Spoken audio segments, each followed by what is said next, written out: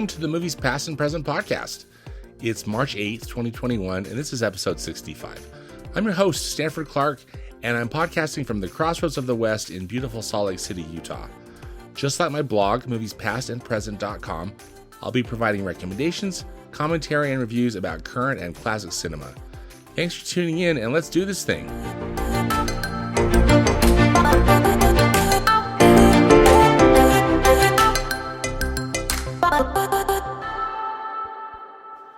New in theaters are actually a couple films that I got to see over the weekend.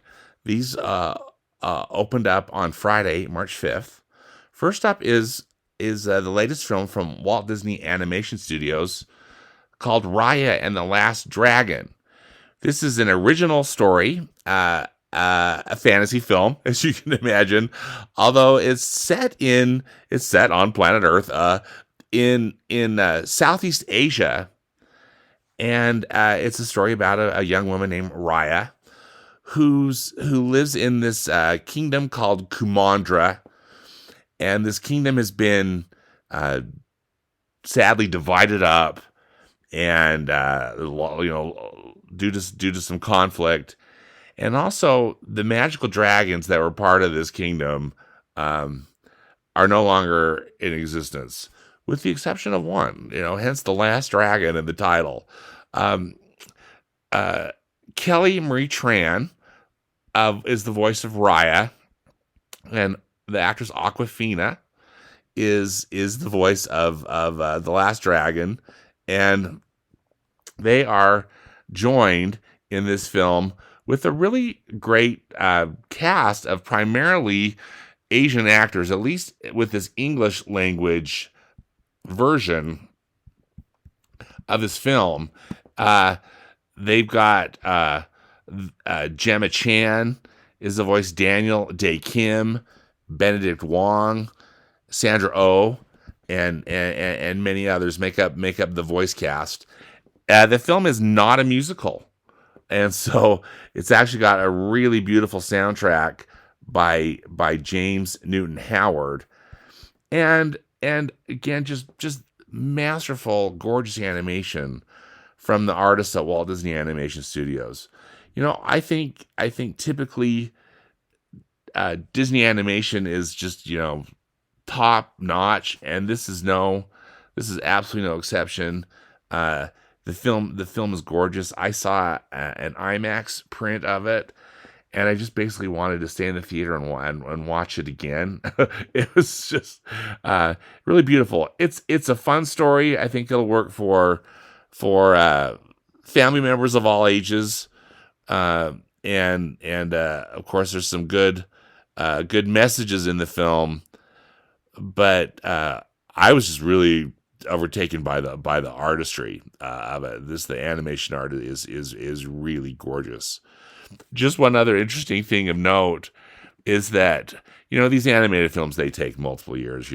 Lots of years of story development, and then when they finally get going on the animation, and I think that final production push is probably kind of a 12-month period, if I understand correctly.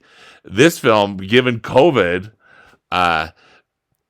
all of the final animation and the final compilation of the film, all the artists worked from home, so it's got kind of an added bonus of that, and that amazed me too. Just thinking, wow, here they all were separated, and we're still able to pull together an incredibly beautiful movie.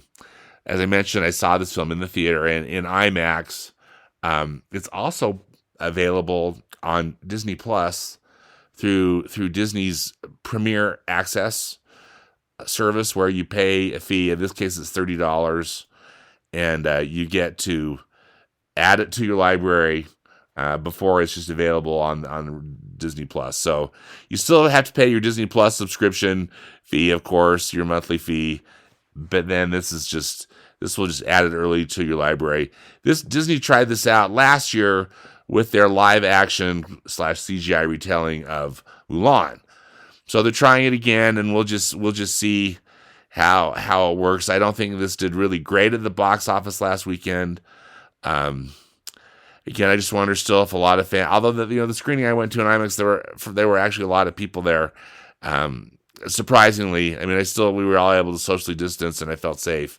But I just wonder how that's gonna play out. But it's really a great film and highly recommended.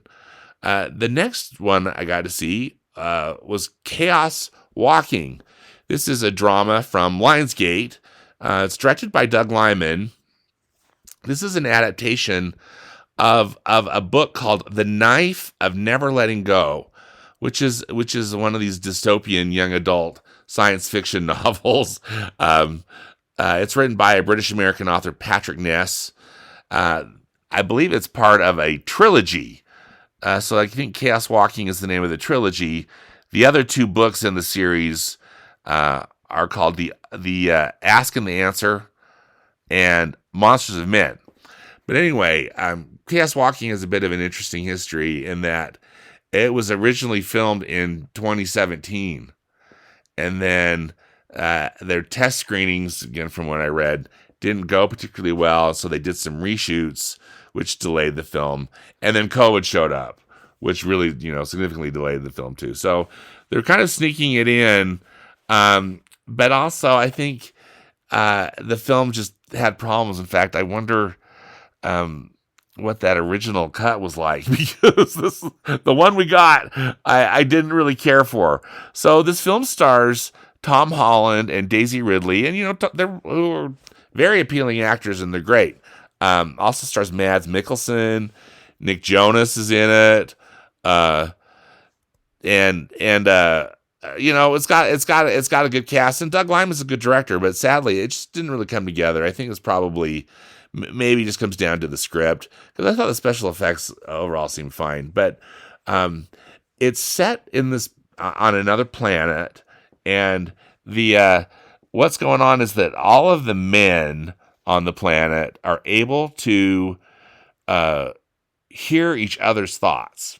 It's just one of the things that happens on this planet. They don't really explain it, other than that it happens. And so that makes it a challenge, because again, you can't really, hide your poker hand, so to speak. People know what you're thinking. At least the men know what you're thinking. Sadly, the female population on the planet they've all been killed. And then, as I mentioned, Mads Mikkelsen, who's really kind of like the sheriff. It kind of felt in a lot of ways like a Western, even though, set in outer space. Mads Mikkelsen is the bad dude, along with his son, played by Nick Jonas, and they rule the roost.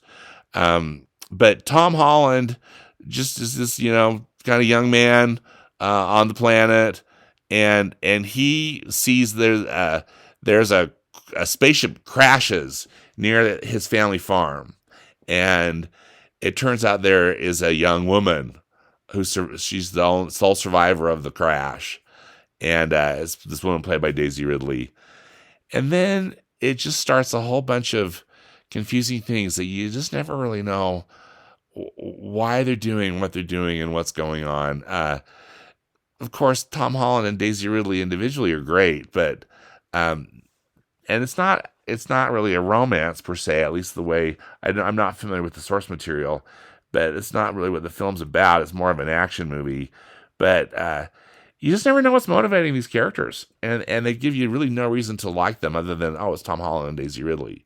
So, and then, Mads Mikkelsen plays a great bad guy, but I don't really understand his motivations, and it just turned out to be really a bit of a bore. So I can't say I recommend Chaos Walking at all. In fact, I'd walk away from it, and I'd run to Raya and the Last Dragon, which is really a terrific film.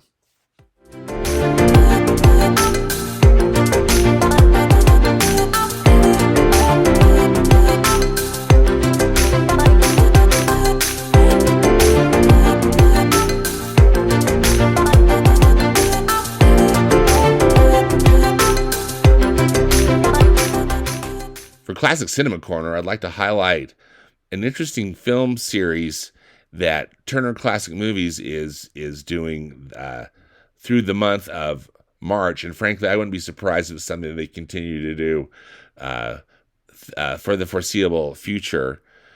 They are calling this series Reframed Classic Films in the Rearview Mirror. Every Thursday night, they're going to be playing films that by contemporary standards contain certain aspects that are troubling and problematic. For example, I'm watching a bunch of musicals for this year from a viewing guide that TCM has put out called Must See Musicals. And I just watched the great Fred Astaire and Ginger Rogers musical called Swing Time. It was made in 1936. Now, I adore this film and would recommend it to everybody. However, there is a scene in this film where Fred Astaire puts on blackface makeup and does a musical number. And again, putting on blackface in that time period was done regularly and was accepted, at least by wide audiences. But it's horribly offensive, and to watch it really is just really an unpleasant experience. Still, though, it doesn't take away the fact that this movie is just an absolutely outstanding movie and not worth throwing out, or quote unquote canceling. So they TCM with their 5 hosts, Ben Mankiewicz, Dave Karger, Alicia Malone, Eddie Muller, and Jacqueline Stewart are discussing. They're having discussions, both at the beginning and the end of the film, and just talking through things. They're exploring the film's history, the cultural context, and discussing how these movies can be reframed so that future generations will keep their legacy alive.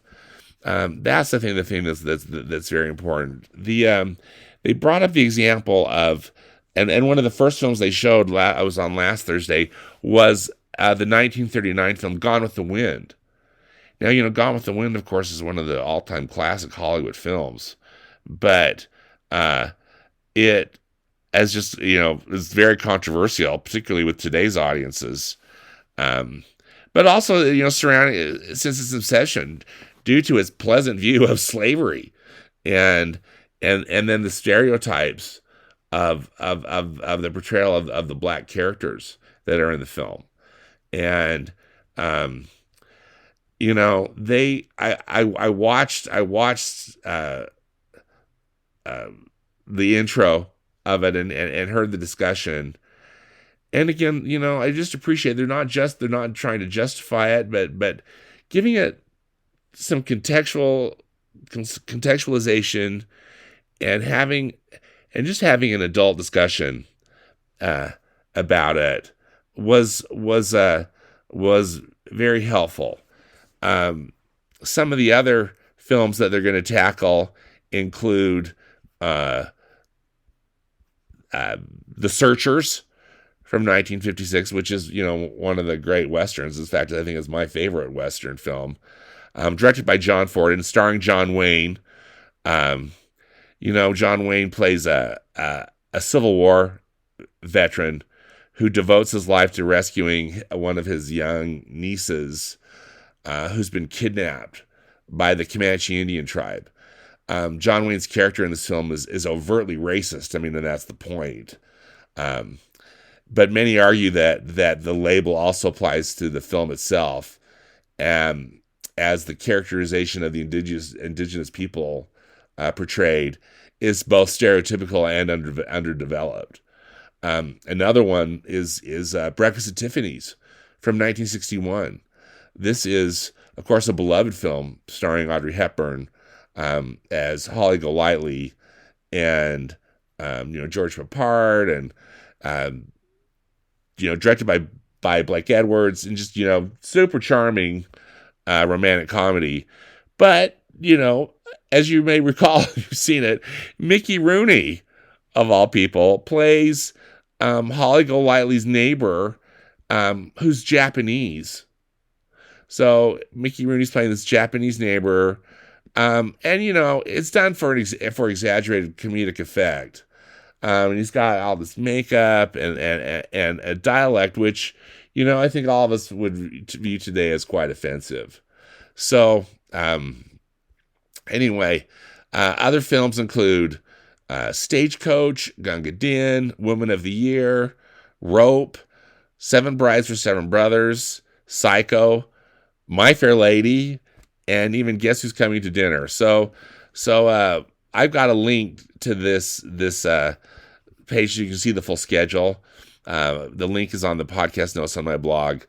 But just very interesting to see what how TCM is tackling some of these films that have got some challenging things, yet that we should still we should watch these films and talk about them rather than cancel them.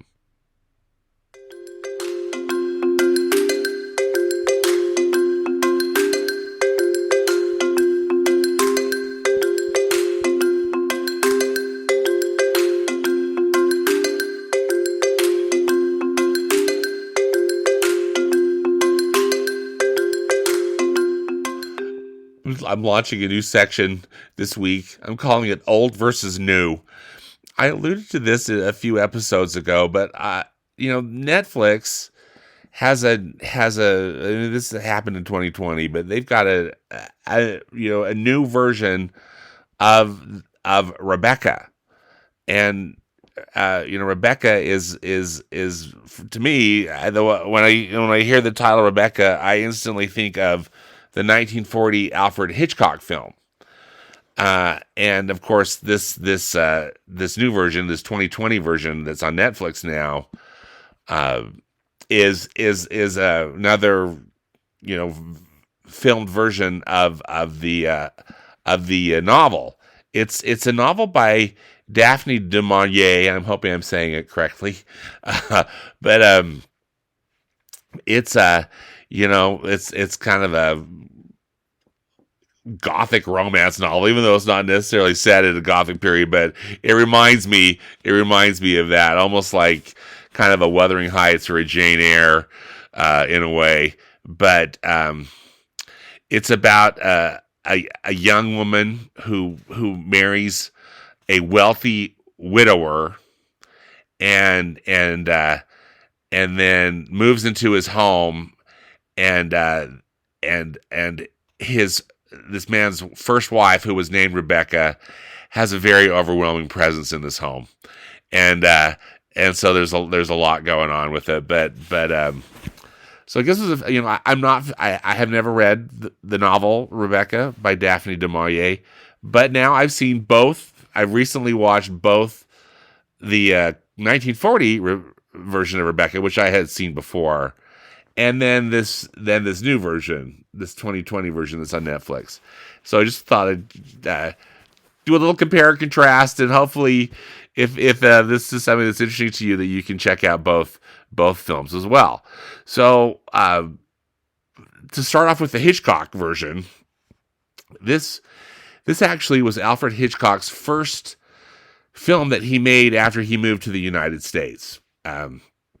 Hitchcock was an established director in the UK, and he came to make films in the US through producer David O. Selznick, and so this first film is a Selznick International picture, and supposedly, I guess famously, Selznick and Hitchcock really clashed over the making of this film. Selznick being a very hands-on producer, and Hitchcock, of course, being again a well-established director. And hello, he's Alfred Hitchcock, right? But anyway, the final film is really terrific. I think it's really a masterpiece, and I don't wish to use that word lightly, but it's really a good film. The Hitchcock just uses all, of course, his great storytelling and filmmaking techniques with this.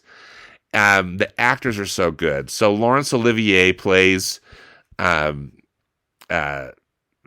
Maxim de Winter, and then Joan Fontaine plays his young second wife. But really, the big presence in this movie is, of course, Mrs. Danvers, who is kind of the head of the household of this large estate of Manderley, where Mr. De Winter lives, and of course now with his new wife. But Mrs. Danvers, who in this film is chillingly played by Judith Anderson, is just the best, one of the best villains. But really, and again, spoiler alert, the villain is the presence of Rebecca, and you learn about as things go. I don't want to completely spoil it if if you're going to be seeing this film for the first time, but the sets they created for this film are masterful, just beautiful and haunting. And again, it really comes down to just these really strong performances by Laurence Olivier and Joan Fontaine. George Sanders has a role in this, and he's always a great bad guy. But Gladys Cooper's in it, and I think different character actors that you probably will recognize. But Alfred Hitchcock's camera and direction are also really a star of this film, and I got to tell you, I think it's, clearly an interesting story, and any good story is I guess up for reinterpretation, but it's kind of a tall order, I think, to remake a film that's so well made and I think so well loved as Hitchcock's Rebecca. But director Ben Wheatley gives it a shot for this Netflix version that was put out last year. So in the role of Mr. De Winter is the actor Armie Hammer.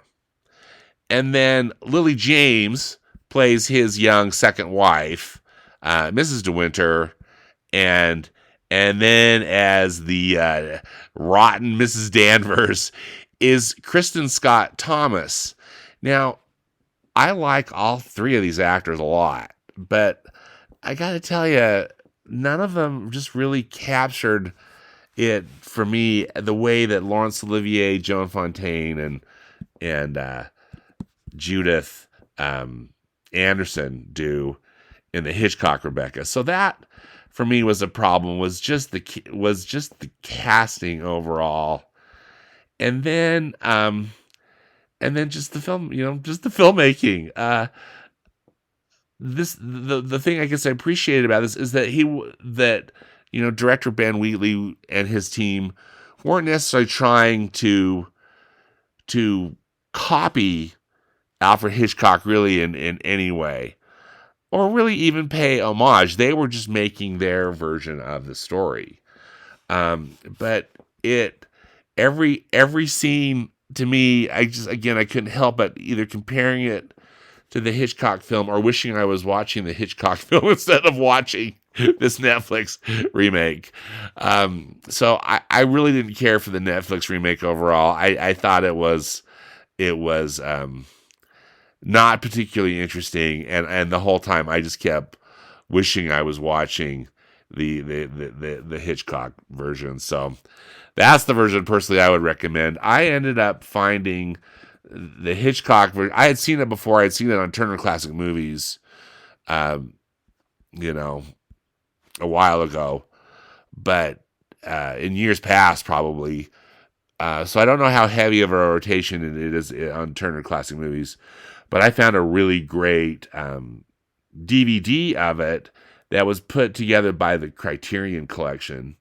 And so I'm really happy to have that in my movie collection now too.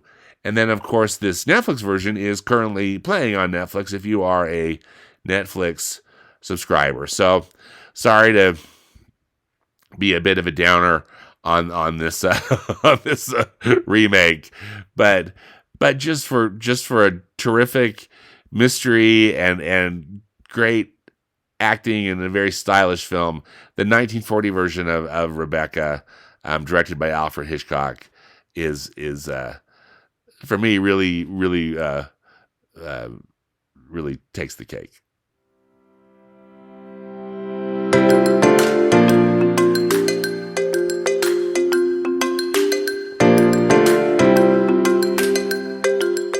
Well, that does it for this episode of the Movies Past and Present podcast. Again, links and more information about the movies discussed in today's podcast can be found in the podcast notes on my blog at moviespastandpresent.com.